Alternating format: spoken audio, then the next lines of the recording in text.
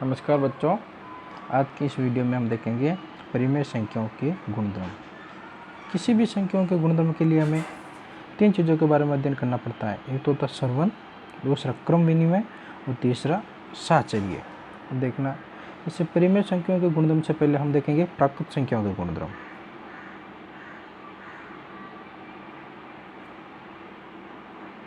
प्राकृत संख्या के गुणधर्म।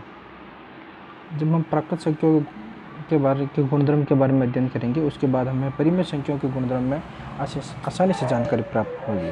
पहले हम देखते हैं समवृत्त। समवृत्त का गुणधर्म देखेंगे। समवृत्त का गुणधर्म प्राकृत संख्याओं के लिए। समवृत्त का क्या अर्थ होता है, अब देखना, जब दो प्राकृत संख्याओं का योग, जब दो प्राकृत संख्याओं का योग एक प्राकृत संख्या आती है तो ये योग के अंदर, योग के अंतर्गत समवृत्त है। समवृत्त के गुणधर्म हम सभी संख्याओं के जोड़, बाकी, गुणा और भाग, इन चारों के बारे में देखेंगे। किसके प्रति यह समवृत्त होगी, किसके प्रति नहीं होगी, इसका हम अध्ययन करेंगे। पहले वो देखेंगे, जैसे दो प्राकृत संख्या, ये दो प्राकृत संख्या है, इनका योग करेंगे तो एक प्राकृत संख्या आएगी। देखते हैं प्राकृत संख्या क्या होती है। n बराबर 1 2 3 4 डॉट डॉट डॉट। एक प्राकृत संख्या होगी 1 प्लस 2, ये आ गई एक प्राकृत संख्या। 2 प्लस 3, ये भी एक प्राकृत संख्या। 5 प्लस 2, ये 7, तो ये भी एक प्राकृत संख्या। जब दो प्राकृत संख्याओं का योग किया जाता है तो ये योग के अंतर्गत समवृत्त होती है। और दूसरी देखते हैं हम बाकी के लिए, बाकी या विकलन। ऐसे मतलब सेम ऐसे होगा, जब दो प्राकृत संख्याओं का विकलन किया जाता है तो वापस एक प्राकृत संख्या आएगी, तो ये बाकी के अंतर्गत समवृत्त होगी। और प्राकृत संख्या नहीं आती तो ये समवृत्त नहीं होगी। देखते हैं प्राकृत संख्या 1 माइनस 1 बराबर 0। 0 एक प्राकृत संख्या है? नहीं, 0 एक प्राकृत संख्या नहीं है। 2 माइनस 1, उत्तर आ गया 1। 1 एक प्राकृत संख्या है। जैसे 1 माइनस 2, ये आ गया -1। 1 माइनस 3, ये आ गया -2। ये भी प्राकृत संख्या नहीं है, ये भी प्राकृत संख्या नहीं है, तो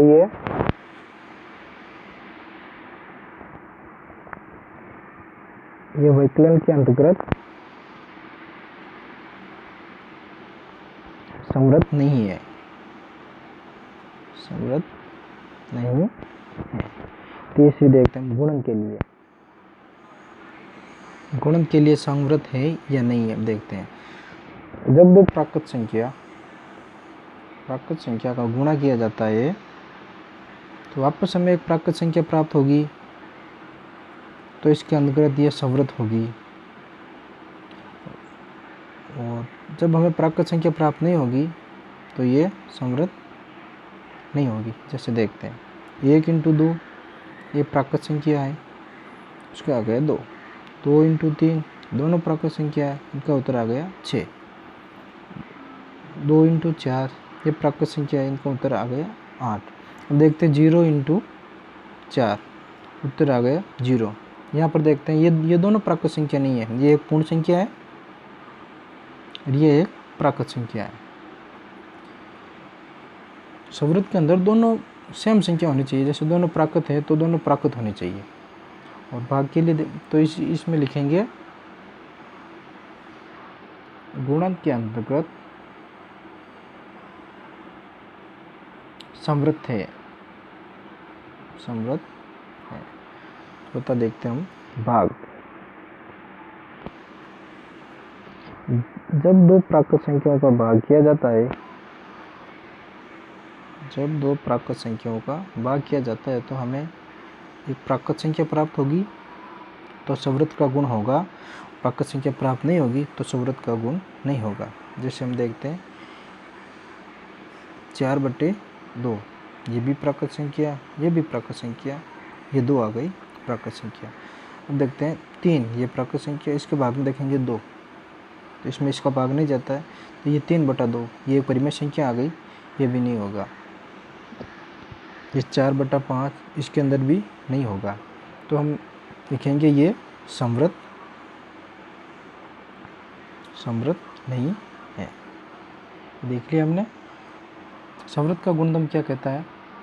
प्राकृत संख्याओं का योग, 2 प्राकृत संख्याओं को योग, एक प्राकृत संख्या आती तो ये योग के अंतर्गत समवृत्त होगी, ये वैकलन के अंदर समवृत्त नहीं होगी, ये गुणन के अंदर समवृत्त होगी, और ये भाग के अंदर समवृत्त नहीं होगी। ये हमने समवृत्त का नियम पढ़ा था, या समवृत्त का गुणधर्म। अब दूसरा देखेंगे हम क्रम विनिमय।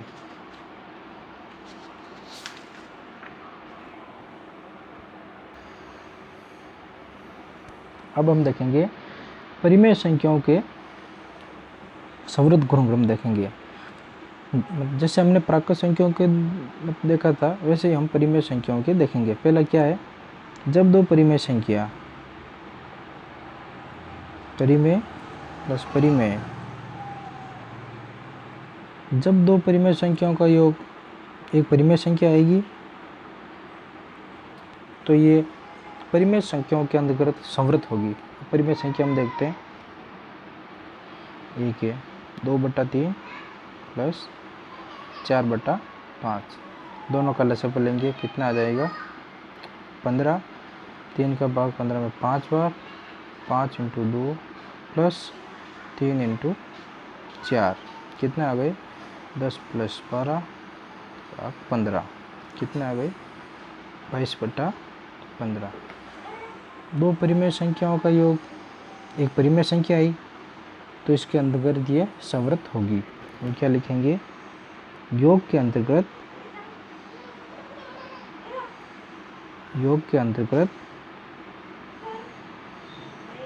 समवृत्त है। अब देखेंगे हम बाकी।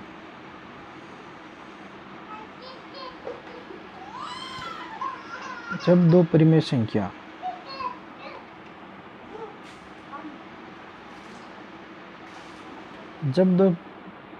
संख्याओं की बाकी हमें एक परिमेय संख्या प्राप्त होगी, तो ये बाकी के अंतर्गत समवृत्त होगी। इनका लसागु लेंगे, कितना हो गया? 15। 3 × 4 माइनस 5 × 2, 12 - 10/15, कितना आ गई? 2/15। ये भी एक परिमेय संख्या आ गई, तो हम लिखेंगे 2 परिमेय संख्याओं की बाकी के अंतर्गत, बाकी या वैकलन, बाकी या वैकलन के अंतर्गत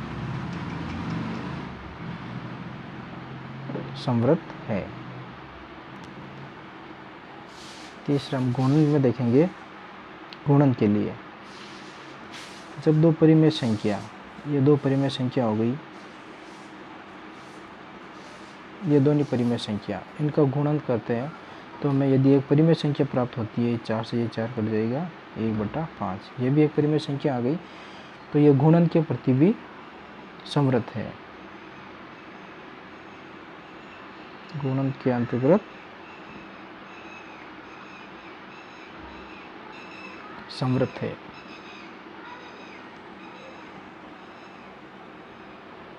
अब भाग के लिए देखेंगे।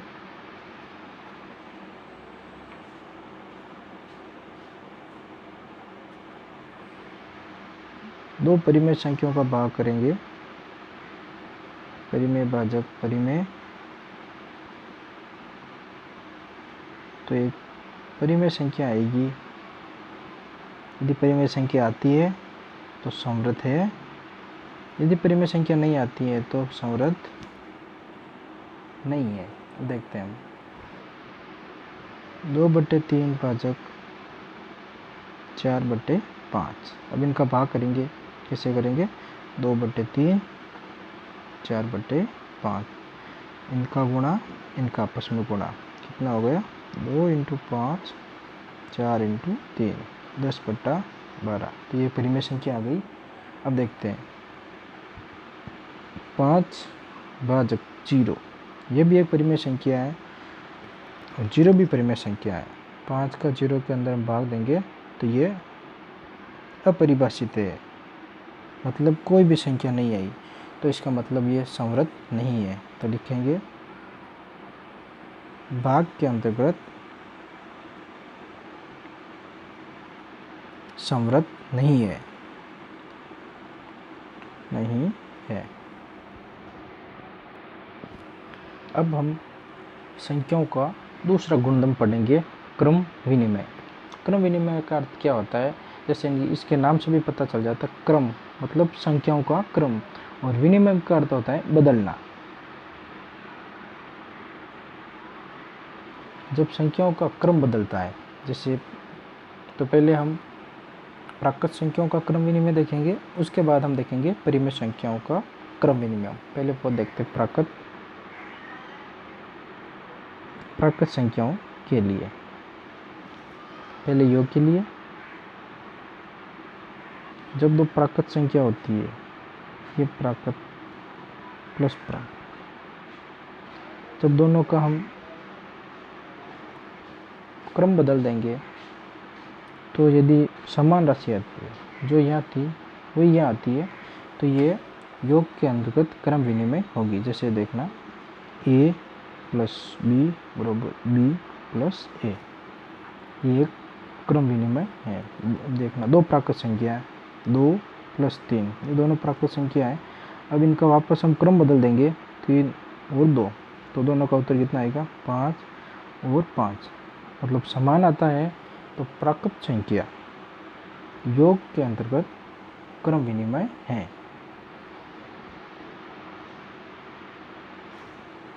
प्राकृत संख्याओं के लिए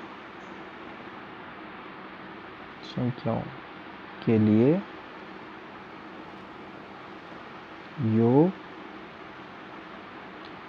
क्रम विनिमय है। अब दूसरा हम देखेंगे बाकी के लिए, a माइनस बी बराबर b माइनस a। यदि दोनों समान आते हैं तो क्रम विनिमय होगा, समान नहीं आते हैं तो क्रम विनिमय नहीं होगा। दो संख्या लेते हैं हम प्राकृत संख्या, ये 4 ले ली माइनस 3, आपस इनका क्रम विनिमय करेंगे 3, ये 4 आ जाएगी इधर, यहाँ आता प्लस का 1, यहाँ आ गया माइनस का 1, तो ये आपस में बराबर नहीं आ रहे हैं। एक और एग्जांपल देखते हैं, 5 माइनस 2, ये 2 इधर आ जाएगा और ये 5, मतलब इनका हमने क्रम बदल दिया। ये पहले थी, ये यहाँ आएगी तो बाद में हो जाएगी, ये बाद में है तो यहाँ पहले आ गई। इसका उत्तर कितना आता है, यहाँ पे ये तो आएगा प्लस का 3, ये आएगा माइनस का 3, मतलब दोनों बराबर नहीं आ रहे हैं। तो हम लिखेंगे a माइनस बी बराबर नहीं है b माइनस a के। तो लिखेंगे प्राकृत संख्याओं के लिए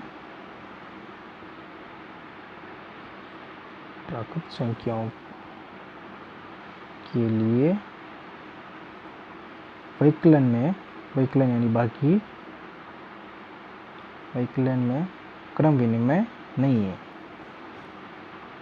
क्रम विनिमय नहीं है। तीसरा हम देखेंगे गुणन के लिए,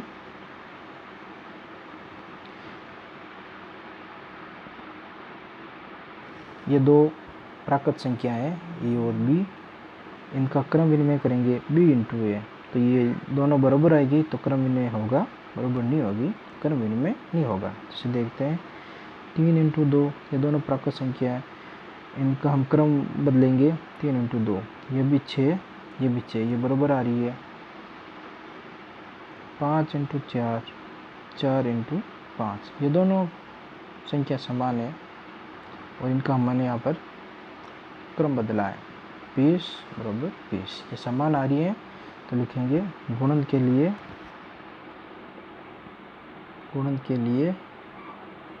क्रम विनिमय है। देखेंगे भाग के लिए, ए भाजक बी बराबर बी भाजक ए।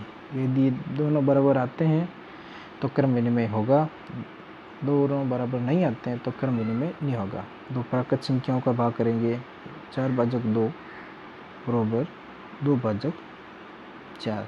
यहाँ पर आप कोई भी संख्या लेकर यहाँ देख सकते हैं, हमने 4 और 2 ऐसे लिए, जब इनका भाग करेंगे तो आसानी से भाग चला जाता है, मतलब कैलकुलेशन आसान रहती है। इसलिए 4 भाजक 2 कितना आ गई 2, और ये आ जाएगा 2 भाजक 4 मतलब 1/2। दोनों बराबर बराबर नहीं आते हैं तो लिखेंगे भाग के लिए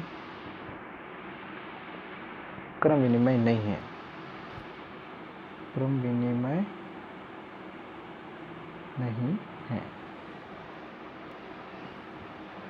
जैसे हमने क्रम विनिमय का गुण प्राकृत संख्याओं के लिए देखा था, अब इसी तरह हम क्रम विनिमय देखेंगे परिमेय संख्याओं के लिए। परिमेय संख्याओं के लिए भी ऐसे होगा, पहले हम योग के लिए निकालेंगे, उसके बाद बाकी, उसके बाद गुणा और उसके बाद भाग। योग के लिए देखेंगे 1/2 प्लस 2/3। वापस इनका क्रम विनिमय करेंगे 2/3 प्लस 1/2। इनका लसागु कितना आ गया 6, 3 प्लस 4, इनका भी लसागु लेंगे दोनों का 6, 4 प्लस 3, दोनों का उत्तर आता है 7/6, 7/6। तो हम लिखेंगे योग के लिए दो परिमेय संख्याओं के योग के लिए क्रम विनिमय है, क्रम विनिमय है। बाकी के लिए देखेंगे 1/2 माइनस 2/3, 2/3 माइनस 1/2, प्लस पे इनका आ जाएगा 6, 3 माइनस 4, 6 आएगा, 4 माइनस 3 क्या आ जाएगा माइनस का 1/6 बराबर है प्लस का 1/6। दोनों बराबर नहीं आते हैं तो लिखेंगे क्रम विनिमय नहीं है, क्रम विनिमय नहीं है। ऐसे ही हम